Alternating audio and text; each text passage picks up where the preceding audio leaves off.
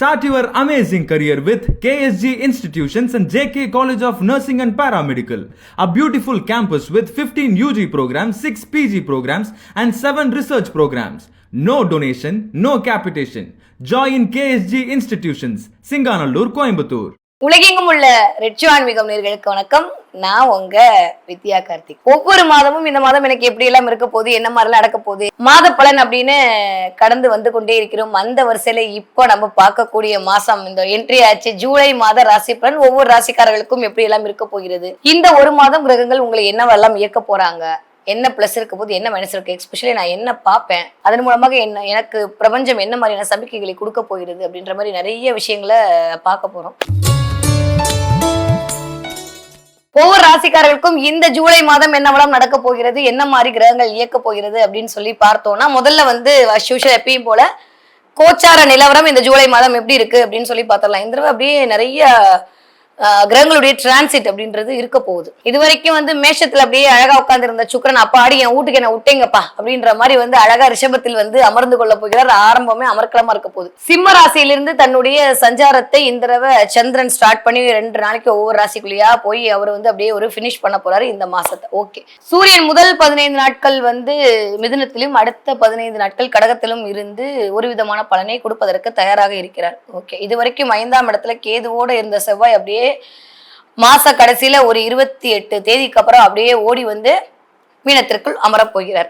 என் வீட்டுல நான் இருந்தது போதும், பக்கத்து வீட்டுல போய் வந்து நான் என்னுடைய வேலைகள்லாம் காட்ட போறேன்னு சொல்லிட்டு சுக்கிரன் என்ன பண்ண போறாரு, 24ஆம் தேதி போய் டிரான்சிட் ஆக போறாரு மிதுன வீட்டிற்கு. இப்படி கிட்டத்தட்ட இருக்கக்கூடிய மாதக்கோள்கள் என்று சொல்லக்கூடிய உள்வட்ட கிரகங்கள் என்று சொல்லக்கூடிய புதன், சுக்கிரன், அப்புறம் கொஞ்சம் நாள் நீடித்து வரக்கூடிய இந்த வெளிவட்ட கிரகம் செவ்வாய், இதெல்லாம் அப்படியே டிரான்சிட் ஆக போகுது. அஸ் யூஷுவல் சனி மீனத்தில் இருக்கிறார், கும்பத்துல ராகு, சிம்மத்தில் கேது. இந்த மாதிரியான ஒரு கிரக அமைப்போடு தான் இந்த ஜூலை மாதம் 2025 வருடம் இனிதை பிறக்க காத்திருக்கிறது. இந்த கிரகங்கள் எந்த அடிப்படையில் உங்களை இயக்க போகிறது அப்படின்னு சொல்லிட்டு வாங்க பார்க்கலாம். மற்றவர்களுக்காகவே தன்னுடைய யோசனைகளை வாரி வழங்கக்கூடிய என் மனதிற்கினிய மீனராசினியர்களே, என்னோட புதுசா நம்ம சொல்றீங்க. ஆமா, இந்த ஒரு கோட்டு தான் இந்த மாதம் ஃபுல்லாக நடக்க போகுது. ஓகே, வாங்க பார்க்கலாம் மீனராசிக்காரர்களுக்கு இந்த 2025 வருட ஜூலை மாதம் எப்படி எல்லாம் இருக்க போகிறது, கிரகங்கள் என்ன மாதிரி எல்லாம் இயக்கத்தை கொடுக்க போகிறாங்க, எப்படி வந்து என்னுடைய இந்த ஒரு மாத நகர்வு என்பது ஆரம்பமாக போகிறது அப்படின்னு பார்த்தோம்னா, மீனராசிக்காரர்களை பொறுத்த வரைக்கும் கிட்டத்தட்ட 4ஆம் இடத்தில் 3 கிரகங்கள். ராசிநாதன் போய் 4 அமர்தல் அப்படின்றதே சூப்பரான 6ஆம் அதிபதியும் சேர்ந்துல வந்து உட்காந்துருக்காரு.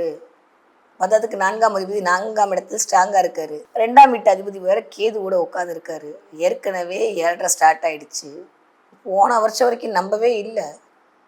அப்புறம் ஒன்றும் செய்யாதுன்னு எல்லாரும் சொன்னாங்க. நானும் நம்பி அதெல்லாம் ஒன்றும் செய்யாதான், குரு வீட்டில் தான் இருக்காருன்னு காலரை தூக்கிட்டு கெத்தாதான் இருந்தேன்.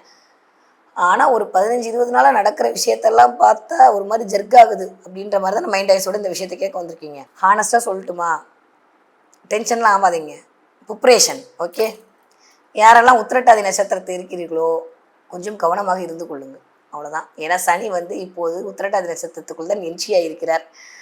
தன்னுடைய வேலையை சனி செவ்வனே செய்வார். எந்த பாரபட்சமும் இல்லாமல் எப்படி வச்சு செய்யணுமோ அப்படி அழகாக வச்சு செய்வார். அதனால் உத்திரட்டாதி நட்சத்திரக்காரர்கள் கொஞ்சம் ப்ரிப்பரேஷன் பண்ணிக்கோங்க, வேறு ஒன்றும் சொல்கிறதுக்கு இல்லை. ஏன்னா நான் என்ன தான் சொன்னாலும் சில பேர் நடக்கும்னு சொல்லுவீங்க, சில பேர் நடக்காதுன்னு சொல்லுவீங்க. நடக்கிறதுக்கும் நடக்காதுக்கும் நானா பொறுப்பு? உங்ககிட்ட இருக்கக்கூடிய நேட்டல் ஹாரோஸ்கோப் தான் பொறுப்பு. நான் வெறும் கோச்சாரத்தை வச்சு ஏதோ கூவிட்டு போகிறேன். ஸோ உங்களுடைய நேட்டல் ஹாரோஸ்கோப் என்னெல்லாம் இருக்கோ, அது எப்படி உங்களுக்கு வந்து யாருடைய இணைவில் இருக்கிறதோ, அது எந்த மாதிரியான அமைப்பு முறையில் இருக்கோ, நம்ம நேரங்காலம் நம்மளுக்கு 6-8ஆம் அதிபதியோட திசை நடந்து தொலைஞ்சிச்சுன்னு வச்சுக்கோங்க, அமைதியாக இருக்கிறது தான் வேலை, வேற ஒன்றும் இல்லை. ஒரு 7 வருஷத்தை கடந்து தான் ஆகணும். 2 வருஷம் தப்பிச்சாச்சு, இன்னொரு 5 வருஷம் தானே.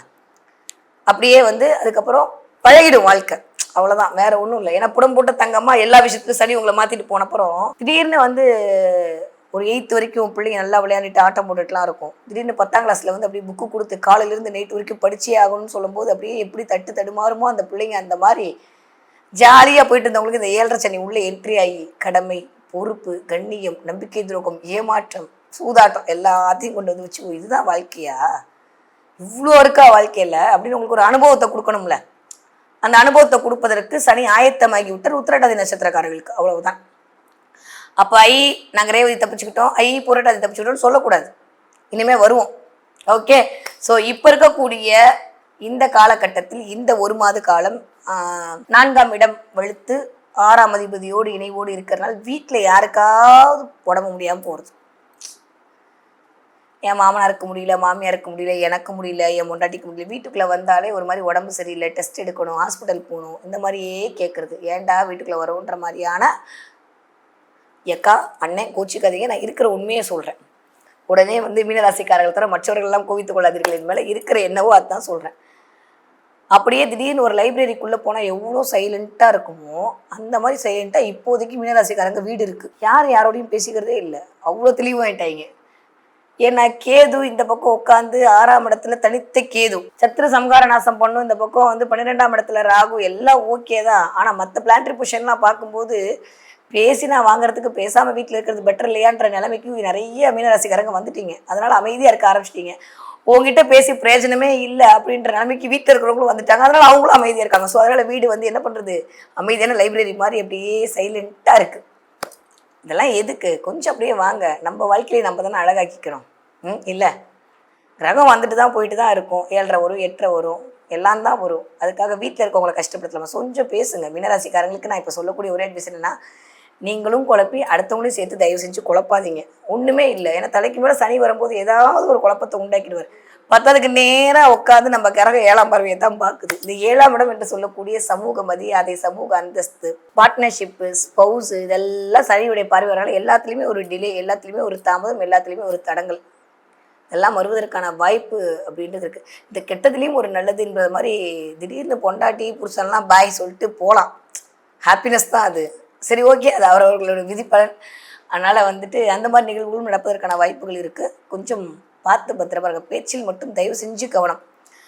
எதையாவது ஒன்று பேசி இருக்கிறவங்கள மனசு கஷ்டப்படுத்தாதீங்க. யூஸ்வலி நீங்கள் பேசவே மாட்டீங்க, ஆனால் பேசினா ரொம்ப ஒரு மாதிரி சுருக் அப்படின்ற மாதிரி இருக்கும் இந்த காலகட்டத்தில். அதனால் அதில் மட்டும் கொஞ்சம் கவனமாக இருக்க வேண்டிய நேரமாக இருக்குது. வார்த்தையை மட்டும் கொஞ்சம் பார்த்து பயன்படுத்துங்க.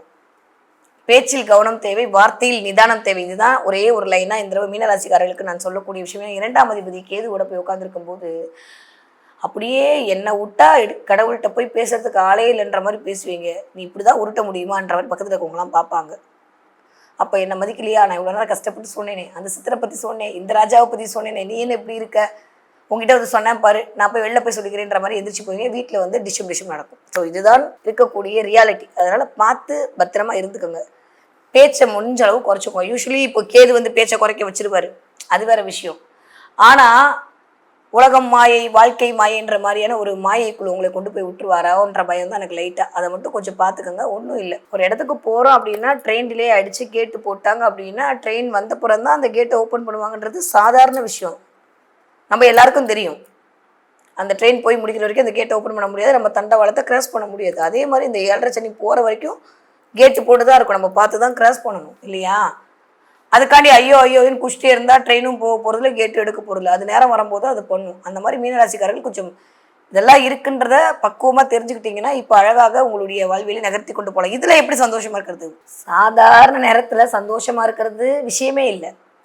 கஷ்டமாக இருக்கும்போது சந்தோஷமாக இருக்கிறது தான் பெரிய மனசுத்தனம். மீனராசிக்காரங்களாக இந்த பெரிய மனுஷர்களாக மாறப்போகிறீர்கள். அதனால் கஷ்டம் வரும்போது சந்தோஷமாக இருக்கிறதுக்கான வாய்ப்புகள். கஷ்டம் வருமா அப்படின்னா எனக்கு வரப்போகிறது இல்லை. இருந்தாலும் நானும் சனிதானப்பா, எனக்குன்னு ஒரு பவர் இருக்குன்னு அவர் காட்டணும்ல. என்னதான் குரு வீட்டில் உட்காந்தாலும் அவருக்கான வேல்யூ அவர் கொஞ்சமாவது காட்டணும்ல. என்னையும் மதிங்கப்பா, நான் இத்தனை பேரை ஆட்டியிருக்கேன், இவ்வளோ டார்ச்சர் பண்ணியிருக்கேன், போய் மகரத்தையும் கும்பத்தையும் கேட்டு பாருங்க, கதறி கதறி கழுவாங்க. நீங்கள் மட்டும் ஜாலியாக இருந்துடலாமா என்ன? அதனால் நான் கொஞ்சம் வேலையை காட்டுவேன்னு சொல்லி இப்போ தான் ஆரம்பிக்கிறார். இந்த ஒரு 4 மாதம் போனால் போதும் ட்ரையல் அண்ட் எரர்லாம் பார்த்துட்டு ஸ்கெட்ச் போட்டுட்டு இருந்தார். யாரை எப்படி எல்லாம் பழி வாங்கலாம்னு சொல்லி சனி ஸ்கெட்ச் போட்டுட்டு இருந்தார். இப்போது பிளான் போட்டு முடிச்சிட்டார். இனிமேல் வரக்கூட காலங்களில் உங்களோட விதி பயன் தகுந்த மாதிரி, உங்கள் நேட்ரல் ஸ்கோப்பு தகுந்த மாதிரி சனி தன்னுடைய வேலைகளை செவ்வனே செய்வார். ஆனால் ஒன்றே ஒன்று, நீங்கள் ஒரு 20-25 வயசுக்குள்ளே இருக்கக்கூடிய ஆட்களாக இருந்தால் மட்டும்தான் கொஞ்சம் கொஞ்சம் கொஞ்சம் கொஞ்சம் இந்த மாதிரிலாம் வரப்போதே தவிர, நீங்கள் ஒரு 40 வயதை தாண்டிய மீனராசிக்காரர்களாக இருந்தால் வாழ்க்கையில் அடுத்த கட்டத்தை நோக்கி நீங்கள் நகர்வதற்கான வாய்ப்புகளை சனி கொடுப்பதற்கு தயாராக இருக்கிறார். எப்பயுமே 2ஆம் சுற்று சனி பொங்கு சனி, அது உங்களை மங்க வைக்கிறதுக்கான அமைப்பே கிடையாது. ஸோ பொங்கு சனி என்பது வாழ்க்கையில் நிறைய சௌக்கியங்களையும் நிறைய சௌபாகியங்களையும் உங்களிடம் கொண்டு வந்து சேர்க்கக்கூடிய அமைப்பாக இருக்கும். எனக்கு தெரிஞ்சு 35 வயசுலேருந்து யாரெல்லாம் 55 வயதுக்குள் இருக்கக்கூடிய மீனராசிக்காரர்களா இருக்கீங்களோ அத்துணை பேருக்கும் மிகச்சரியான வேலை மாற்றம், மிகச்சரியான வேலை முன்னேற்றம், தொழில் முன்னேற்றம், செஞ்சு பார்க்கணுன்ற தைரியம், ஒரு மாதிரியான ஒரு நம்பிக்கை, ஒரு மாதிரியான ஒரு மனோதிடம் எல்லாம் கிடைக்க போகுது. ஆனால் வீடு அப்படின்ற இடத்துல மட்டும் ஒரு சின்ன சின்ன வீட்டுக்குள்ளே ஏன் இப்படி மாற்றி மாற்றி உட முடியல. ஏன்னா இந்த ஒரு மாதம் அது கூட ஒரு 15 நாளைக்கு தான். திரும்ப அப்படியே கீழே இறங்கி சூரியன் கடகத்துக்கு போயிட்டாருன்னு வச்சுக்கோங்களேன், பெருசாக கவலைப்பட்டுக்க வேணாம். அப்போ ரொம்ப ரொம்ப சூப்பர். 5ஆம் இடத்துல போய் சூரியன் உட்காந்துருக்கிறார். 5ஆம் வீட்டு அதிபதி, காலப்புருஷனுடைய 5ஆம் வீட்டு அதிபதி நம்மளோட 5ஆம் வீட்டில் உட்காந்துருக்குதுன்றதே ஒரு மிகச்சிறந்த நல்ல நேரத்தை கொடுக்கக்கூடிய காலகட்டமாக இருக்கும். ஸோ அப்போ 15ஆம் தேதி வரைக்கும் தான் இந்த மாதிரி ஒரு மாதிரி மனசுல ஒரு மாதிரி டைலமா இருக்கிறது, ஒரு மாதிரி வீட்டில் பிரச்சனையா இருக்கிறது, ஹாஸ்பிட்டலுக்கு ஓடிட்டே இருக்கிறது. யாரெல்லாம் ஹாஸ்பிட்டல் ஓடிட்டே இருக்கீங்களோ, யாரெல்லாம் டெஸ்ட் ஓடிட்டே இருக்கீங்களோ, அது எனக்கு தெரிஞ்சு போன மாதம் ஜூன் மாதம் 12ஆம் தேதியிலிருந்து ஜூலை மாதம் 15ஆம் தேதி வரைக்கும் இது அப்படியே ஓடும் சூரியனுடைய அமைப்பெல்லாம் வச்சு பார்க்கும்போது.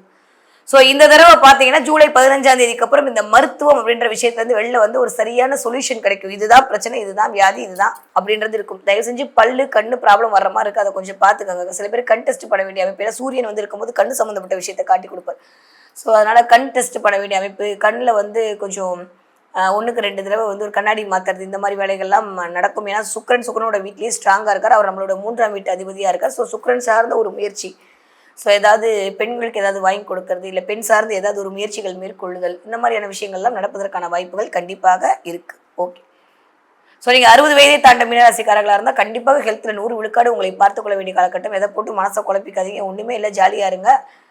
நடப்பவையாகவும் நன்மையாகவே நடக்கும். என் பிள்ளையை பற்றிய கவலை, என் பிள்ளை பற்றி கவலை, குழந்தைக்கு இன்னும் பறக்கல என் கவலை, பேரன் பற்றிய கவலை, எதுக்கு கவலை? அது நடக்க வேண்டிய நேரத்தில் கரெக்டாக நடக்கும். நம்ம உட்காந்து ஜாலியாக என்ன நடக்குதுன்னு சொல்லிட்டு மானிட்டர் பண்ணுவோம். ஓகே, இந்த மாதிரி மைண்டு போயிடுச்சு வச்சுக்கோங்களேன். ஓ அப்படியா, இப்போலாம் என்னை யாராவது திட்டினீங்கன்னா கவுண்ட் பண்ண கோவமே வரதில்ல. ஓ செவ்வாய் இயங்குதா, ஓ இவருக்கு ராகு இயங்குதா அப்படின்ற மாதிரி மைண்டு வந்து போயிடுதா. அதனால் பெருசாக வந்து பாதிக்க மாட்டேங்குது. நீங்களும் என்னென்னமோ போட்டு ஷேக்லாம் பண்ணி பார்க்குறீங்க என்ன, ஆனாலும் வந்து ஓ ராகு ஸ்ட்ராங்காக இருக்கா, இவருக்கு எப்படி இருக்கும் அப்படின்ற மாதிரி என் தாட்டு ஓட ஆரம்பிச்சிச்சு. நீங்களும் என்னை ஃபாலோ பண்ணி அப்படியே வந்துட்டீங்கன்னு வச்சுக்கோங்களேன், யாரை பற்றியும் விமர்சனமே உங்களுக்கு வரப்போகுது. எல்லாமே கிரகங்களுடைய சஞ்சாரத்துக்குள் இருக்கிறோம் என்ற உண்மையை நீங்கள் புரிந்து விட்டீர்களே. ஆனால் நான் தான் பண்ணுறேன் அப்படின்ற ஒரு கிரெடிட்டை நீங்கள் வாங்கவே மாட்டாங்க. மேலே இருக்கிறவன் தான் பண்ணிட்டு இருக்கா, நான் இயங்கி கொண்டிருக்கேன்ற நம்பிக்கைக்குள் போய் விட்டீர்களே. ஆனால் உங்கள் நம்பிக்கைக்காகவே, உங்கள் நம்பிக்கையை காப்பாற்ற வேண்டும் என்பதற்காகவே அந்த நடராஜர் இறங்கி உங்கள் காலடியில் வந்து அமர்ந்து கொள்ளுவார். ஏன்னா சூரியனுடைய எனர்ஜி சூப்பராக இருக்குது சிம்மராசிக்காரர்களுக்கு.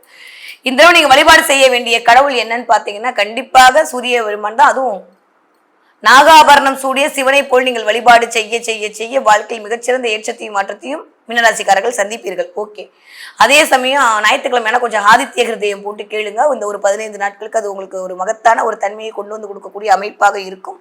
அதே மாதிரி இந்த மாதம் ஃபுல்லாக கேளுங்க. ஒரு சிறந்த மருத்துவம் கிடைப்பதற்கான வாய்ப்புகளை, சிறந்த பெயர் புகழ் அந்தஸ்து கிடைப்பதற்கான வாய்ப்புகளையும் ஆஃப்டர் 15ஆம் தேதிக்கு அப்புறம் எதிர்பார்க்கலாம். முதல் 15 நாட்கள் கொஞ்சம் மன ரீதியான சஞ்சலங்களையும், அடுத்த 15 நாட்கள் வெற்றி வாகை சொல்வதற்கான அமைப்புகளையும் கொடுப்பதற்கு கிரகங்கள் தயாராக இருக்கிறது. மீனராசிக்காரர்களுக்கு அல்டிமேட்டான காலம், இனிதே ஆரம்பம். முறையாக சரியாக பயன்படுத்திக் கொள்ளக்கூடிய மீனராசிக்காரர்கள் கண்டிப்பாக வாழ்க்கையின் உயரத்தின் உச்சத்தில் தான் இருப்பீர்கள். சூப்பரா இருக்கு இந்த ஜூலை மாதம் மீனராசிக்காரர்களுக்கு. ஃபோன் பண்ணா மேடம் ஃபோனை எடுக்க மாட்டாங்க, எப்பயுமே வந்து கால் வந்து இதாவே போயிட்டே இருக்கு, ஒரு 2 நாள் தாமதமாச்சு, காணமே நிறைய மெசேஜ். நீங்க கொடுத்துட்டு வர அன்புக்கு என்ன கைமாறு பண்ண போறேன்னு தெரியல. இருந்தாலும் இனிமே இந்த மாதிரி எந்த ஒரு கம்யூனிகேஷன் கேப்பும் வராது. நான் கீழே என்னுடைய மொபைல் நம்பரை கொடுக்க சொல்றேன். உங்களுக்கு ஜோதிட ஆலோசனை தேவைப்படுகிற பட்சத்தில் அப்பாயின்மெண்ட் வாங்கிட்டு நீங்க வந்து தாராளமாக என்னை அணுகலாம். Start your amazing career with KSG Institutions and JK College of Nursing and Paramedical, a beautiful campus with 15 UG programs, 6 PG programs and 7 research programs. No donation, no capitation. Join KSG Institutions, Singanallur, Coimbatore.